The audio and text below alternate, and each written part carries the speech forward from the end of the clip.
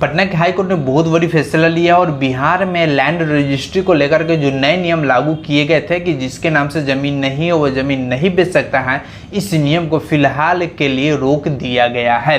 क्या है पूरी बात अभी इस वीडियो में बताएंगे कि देखिए दरअसल आपको मालूम होगा कि बिहार में जब से लैंड रजिस्ट्री के नियम बदला कि जिसके नाम से ज़मीन नहीं है वो ज़मीन नहीं बेच सकता है, ऐसे कंडीशन में इसके बाद से ही लैंड रजिस्ट्री का जो प्रोसेस है बहुत ही कम हो गया और यह लंबे समय तक चलता रहा। मोर देन 60% से भी ज़्यादा लैंड रजिस्ट्री का प्रोसेस डाउन हो गया। ऐसे कंडीशंस में बिहार सरकार ने फिर से नियम यह लागू कर दिया कि यहाँ पे देखिए लागू नहीं के लिए फिलहाल के लिए जो नए नियम को बंद कर दिया है, रोक दिया गया है कि अब क्या हो गया कि अब जैसे पुराने आपके खानदान की ज़मीन है, आपके दादा के है, परदादा के है, पूर्वजों को किसी का भी ज़मीन है तो आप अब बेच सकते हैं। आपको अपने नाम पर करवाने की जरूरत नहीं है, आप उसे बेच सकते हैं, बशर्ते आपको उसका वंशावली बनवाना पड़ेगा, यानी कि आप उसी खानदान से है यह बनवाना पड़ेगा, देन आप उस ज़मीन को बेच सकते हैं। यानी जैसे पुराने नियम में होता था कि अगर आप उस परिवार के हैं तो आप ज़मीन को बेच सकते हैं उनके न रहने पर, तो यही नियम फिर से लागू कर दिया गया। लेकिन इसमें कंडीशन है आपको पहले वंशावली बनवाना पड़ेगा, वंशावली बहुत ही आसानी से बन जाएगा